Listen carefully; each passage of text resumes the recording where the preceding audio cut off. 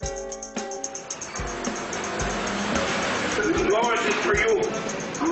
Hello, sir. Yes, sir. How can we help you? We get an application for a job here. Yes, we got applications. Right now, business is a little slack. Lois, you got an application over there? Did you bring your own pen?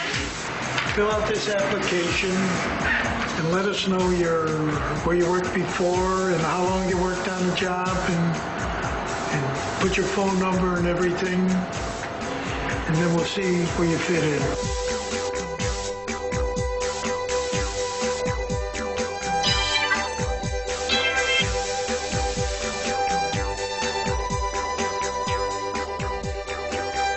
We'll fill out the application and then we'll go from there. We'll make a few phone calls and then we'll advise you.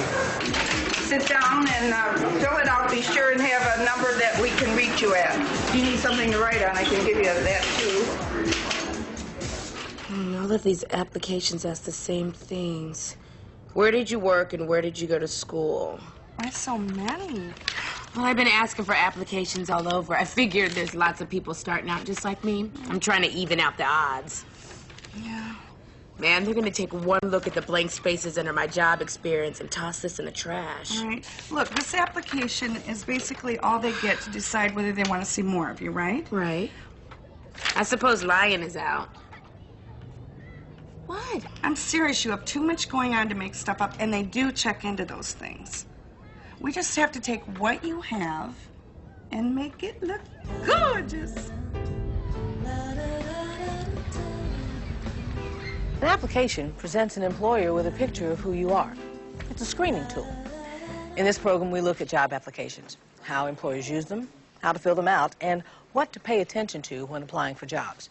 For more information on job applications, check the chapter Applying for Jobs in the workbook that goes with this series. Screen is just when, out of, say, an average Thursday, which is our open application day, we see maybe anywhere from 50 to 100 candidates. Well, it's like maybe a 2-minute process where we can determine whether or not this person should go on to meet a department or whether this person should be placed in our files. We'll also check references.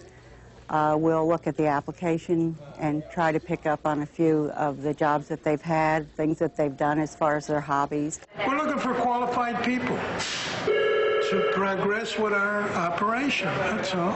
When I go put in applications, I see why they don't hire me because I'm not filling out an application right. And if they don't like what they see on that application, they're going to throw it out. You won't get a second. That's what we learned. Right. We won't get a second interview.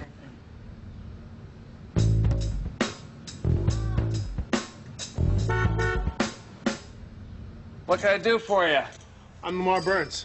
Filled out an application. I can turn it in. Okay, just put it over there on the pile. So, can you tell me when you'll make a decision about the job? Well, I got a lot of applications to look through. It won't be till the end of the week. Okay, so I can call you Friday? You got your number down, right? I'll call you if I'm interested. Okay. Thanks. Good luck with the car. Application forms are short and to the point. They ask for basic information: name, address, telephone, social security number, what schools or training programs you've attended, where you've worked, how long you've worked, and then names and addresses of people to contact as references.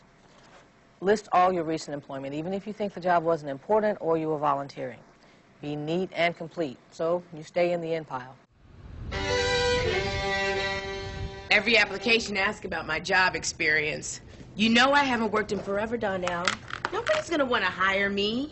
Hey, no job experience. That's the problem. But, well, let's think about what you do every day. You know, I mean, what you do to make ends meet. Okay, for instance, I know you don't get paid for it, but I think you should put down your volunteer work at the pantry. Donnell. You've been keeping their books for over a year now. That's not a job, it's volunteering. I haven't taken any classes in bookkeeping. I don't think I'm qualified. It's volunteering, but you've been doing it, haven't you? Yeah. And you're good at it. Besides, if they call and check on it, I know that Reverend Skinner will say you're perfectly qualified. I mean, look, the experience shows that you're honest and organized, dependable, and obviously really good at math. I think you should list it. Well, I don't know.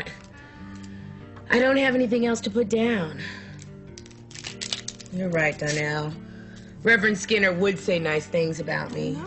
If you can get your foot in the door, it's left up to you to shine the way that you need to shine. If you shine well enough, somebody will notice you and you will get the attention, but you have got to apply yourself. The OWEP manager over in Child Support Division asked if I could volunteer my services there, and he said, sure. I'm getting an opportunity to get into the workforce, which I'd never had the opportunity to before because I never had no work experience. And this has really just gave me the confidence that I can do it. She didn't think that she possessed any skills. To fill out an application and you get to where it says work experience, and if you're left with, I have none, or the ones that she does have, she wasn't even aware that she had. She had time management. She had done timekeeping when she had been working with her husband. She had customer relations. And when she sees all that she actually possesses, then it boosts her self-esteem. Then she got to a point where she actually believed in herself. And it takes a while to get there, but she believes in herself, and now that she does, she can apply herself so she can go into a workplace knowing who she is within.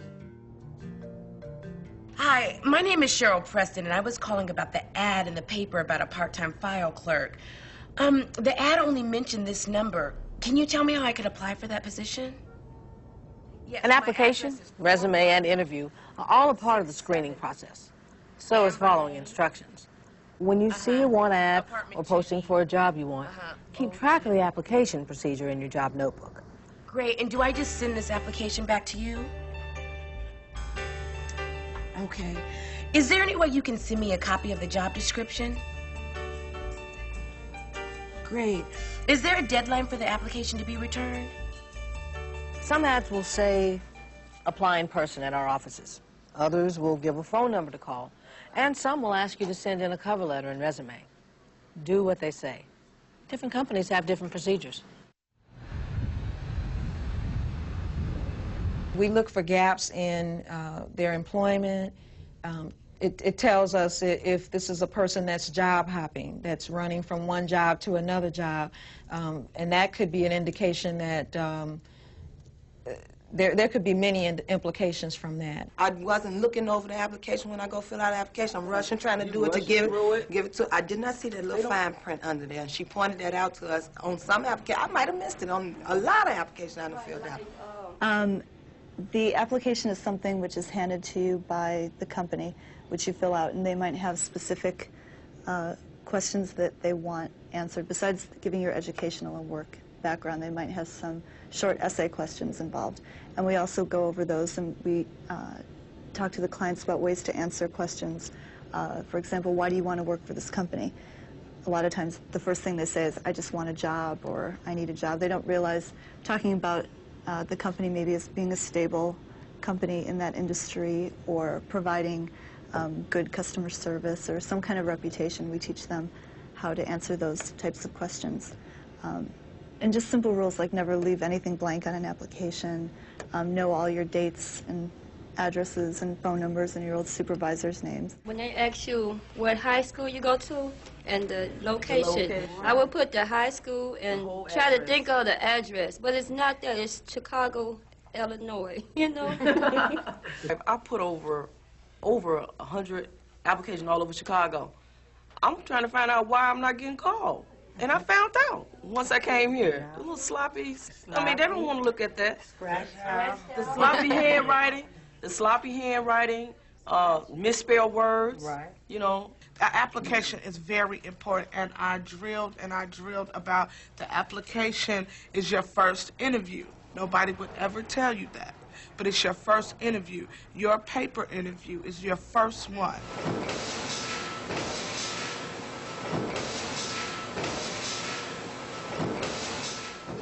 Honesty is the best policy. Because, we have had an example, and it wasn't an entry-level position. It was someone that had said he had a degree, and okay, so we made him an offer, and we did the background check, and you know, we started to do the educational. I guess he got cold feet, and he said, he had tested and everything. He said, he called us up and he said, you know, I'm really sorry for wasting your time. I don't have a degree, and I'll pay for the testing that I've taken, and, you know, I really apologize. And so that like put things really in a different light. You know, it's like when someone comes up and says, okay, this is not true, you know, rather than letting us go, because we've had people that let us go through the whole process. Many employers check the information you provide. Problems on previous jobs, lack of experience, even criminal histories don't necessarily disqualify you from a lot of jobs. Lying on an application usually does. I've placed 36 young men and women, outside walk-ins, public aid, and Metro. My bulk of my clients, like 95% of them, come from Metro. Metro men are first-time offenders. Young men comes from pretty much drug cases, stealing, car theft, basically. And the system put them in like a called boot camp to try to get them reestablished back to the society. And we step in to put them through a training program, which is Strive, so that we can rehabilitate them, basically, well, pretty much letting them rehabilitate themselves. Myself, I am an ex-convict, and I've been incarcerated twice in penitentiary, and I've been in numerous jails. Is right up front with most employers, especially those who are dealing with entry-level positions, to be more or less honest, you know. Say, I've been incarcerated, and I've had these problems. However, you know, emphasize that you are dealing with them. And the shortage of labor, especially in entry-level jobs, is so pervasive through our whole society right now that most employers are more than willing to look at what you've done in the past as opposed to what you're trying to do right now. And their need for labor is so great that they generally will take a chance on that. And if they don't, then the persistence we talked about earlier comes in. Just go to the next job. I got a felony conviction. It's good jobs out there, but the only things top people say, well, you got a felony, we can't hire you. If they have had a problem, that still doesn't necessarily mean that I'm not going to consider you for a position. You need to be as honest with me as possible. You need to show me that you're self-motivated. If you had a job-related conviction and you didn't put it down, it's grounds for immediate termination because it's considered falsification of an application. I want a normal, everyday job, just make it, even 8 hours, you know, $8 an hour job would do me. Where I can go pay my rent and just have food in my refrigerator. A lot of the young men are working in the kitchen, that's food service. Those are skills they've been acquiring while they're away. Boot camp, household, they've been doing cleaning, house cleaning, which is cleaning the dormitories. Those are skills that we try to bring out within those young men so that they can still apply without being looked down upon. I'm looking for what they've done in the past as far as if, say, for instance, they've worked at several fast food restaurants, then I'm looking for, if I have a deli position to fill, I'm interested in food experience, working with the machinery and things of that nature, customer service skills. They work in customer service. They're working on ships, boats, gambling boats. They're working on boats downtown, the Navy Pier, doing really well. I tell them first thing, what are you going to do when you walk in? The first thing they say, I'm going to smile. Good. Second thing you do, you get up, you shake their hand, you greet them with a smile. You know, the third thing you do, after you get in there, you ask them, you know, you wait till they ask you to be seated. You know, you go through the ritual with them so that they can understand that you're here for yourself and your family. What employers don't want to deal with is an individual that fails to show up for work, feels like the work is demeaning to him, that you know, more or less sees it as a job and not a possibility for advancement. Attitude is the key element in life, period, and certainly the key element in advancing in any sort of employment. Mingling with outside of their community, they're showing them that there's life besides the prisons and the streets. You know, get them off the streets, and that's our main focus, to keep them focused and keep them occupied, their mind, keep it stimulated at this present time, and it has been. If you're worried about a gap in your employment history, or what an ex-boss might say about you, or any other problems, be ready to discuss them in an interview. If you're honest, most people will give you the benefit of the doubt. Well, Lamar, your application looks pretty good to me. What do you say about taco takeout? They could see only 3 months on the job and think that you're not dependable. I don't know what else to do. Do you think I should just leave it off? If you do, they're going to see a gap, and that might look worse. You don't have that many jobs. No, I'd say, be honest. List it. Well, what do you want me to say? That I hated my job? I hated the people? I hated the pay? They'll just love hearing that, Mr. Nichols. I think I'd work on the phrasing a bit, Lamar. Why don't you try this? The job wasn't in my field of expertise, or I discovered what I really wanted to do was work on cars, so I quit the job to do that. No, I think it's important to tell the truth here. At the same time, put a positive spin on it. Yeah, okay. I can do that, Mr. Nichols. You want to present yourself as someone that's going to be an asset to this employer. And that doesn't mean that you're going to walk in and present yourself as a bank president when you're applying for a job as a laborer, but present yourself as a competent laborer or a competent food service worker, someone that'll show up on time, and someone that has an interest in advancing in the job, someone that has an interest in being an asset to the individual that's going to hire you. What you know may be valuable, but unless you list it, an employer won't know about it. Spend some time filling in the special skills section of an application. Think about job training you've had, school achievements, volunteer work. List computer programs you know, machinery you operate, your typing speed, foreign languages you speak, even leadership recognition. Any skill that you get from any job is basically important.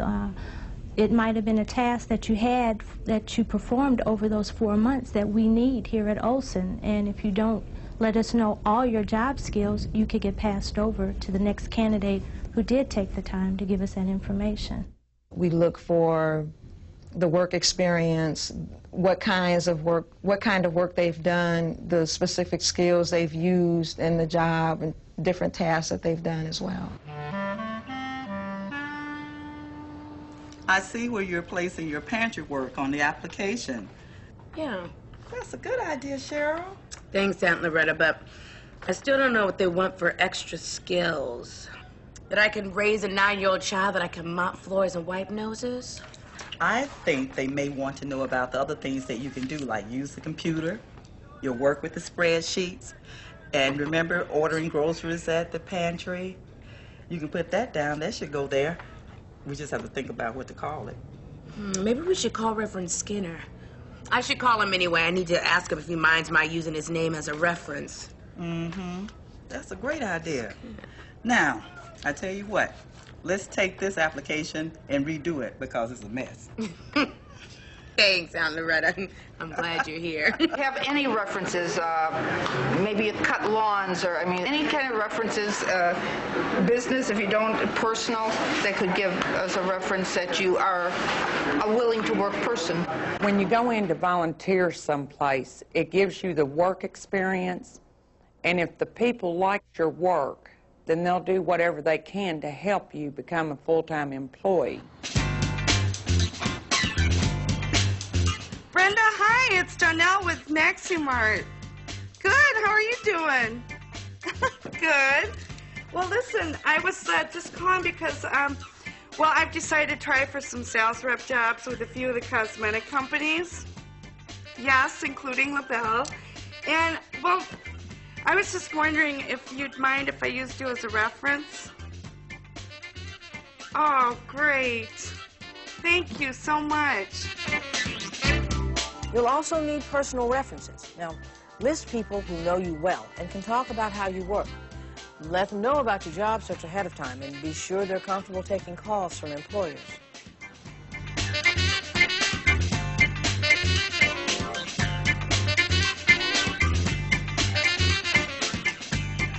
You look for people who are friendly and outgoing and can carry on a conversation with you. I like them to look at me when I'm talking. I look straight at you. I want you to look at me. Eye contact is very important, but to me, personality is important. I guess the first thing you see, of course, would be their appearance. We're selling clothes here, so if you come in tastefully dressed, you know, that's a good start. We also look for depending on the job, the level of communication.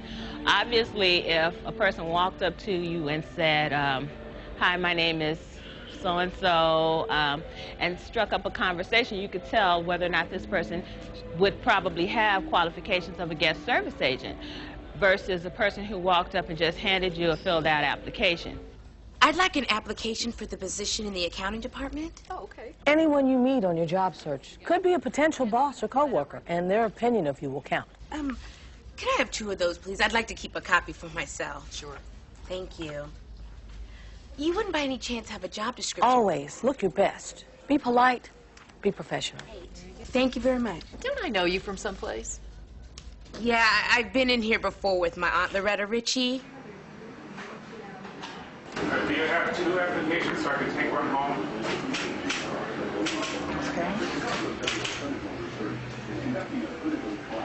Yeah, I mean, did you just want a copy of what you put down? I can make a copy for you. Oh, that'd be great. Okay, well, why don't you fill that out and then I'll copy and... There you go.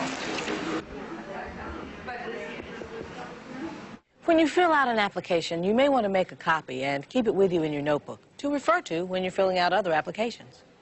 One of the best ways to make sure you have your information with you is I took the worst application I filled out. It was 6 pages, and I asked them for an extra copy. I filled that out and I kept that with me, so that way whatever, I have yet to find an application yet that had as much information as this one asked for. So I use that, I carry that, and I make sure that I have my information with me, so that way applications ask for different things and you want to be prepared.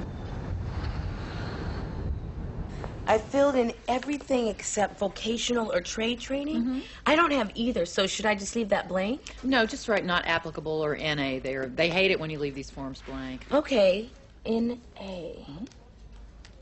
All right.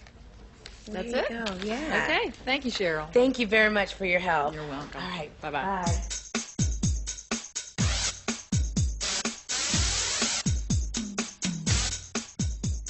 What I'm looking for is someone who's dependable.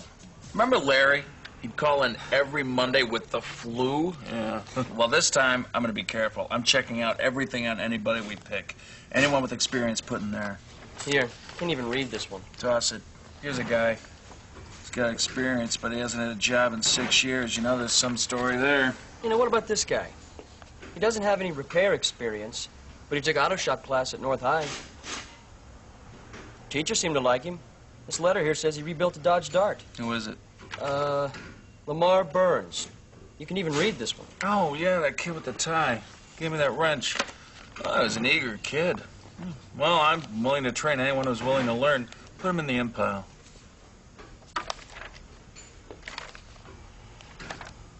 This one's upside down. This one's blank.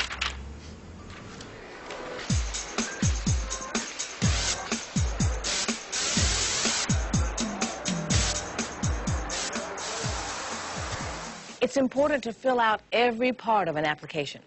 If the question doesn't apply to you, write NA or not applicable. Some employers' first step is to scan applications to be sure they've been filled out completely. Incomplete forms are screened out immediately. Look over your application before you turn it in. Is it neat? Is it complete? Compare it to an application copy or resume in your notebook. Is the information accurate? Or might have said they were in school for 3 years, and on the application it might be 2 years, or it might say they have this amount of credits and or a degree, and then we find out on the application they only have so many credit hours.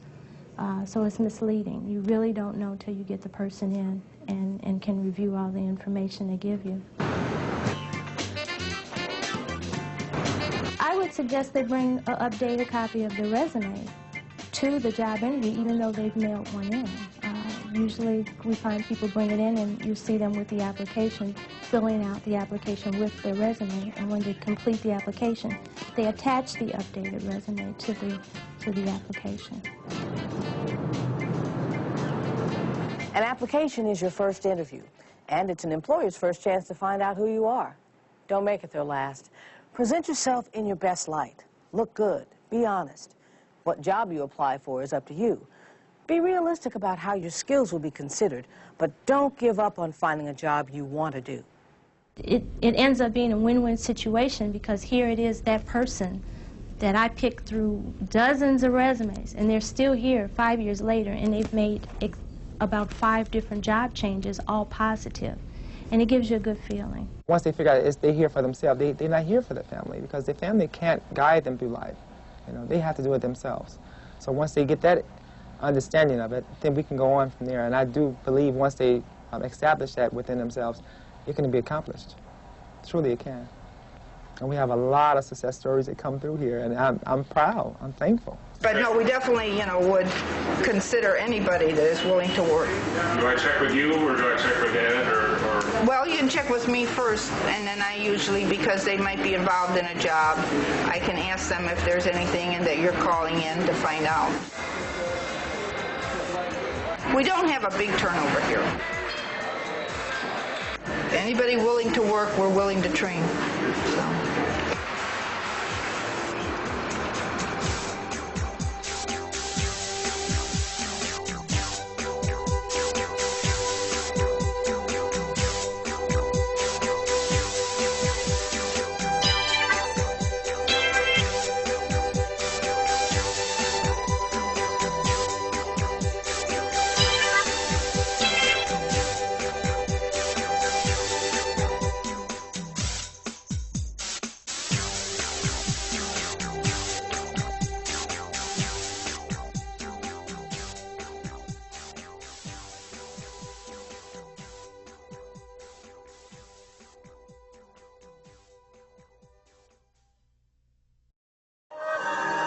This is PBS.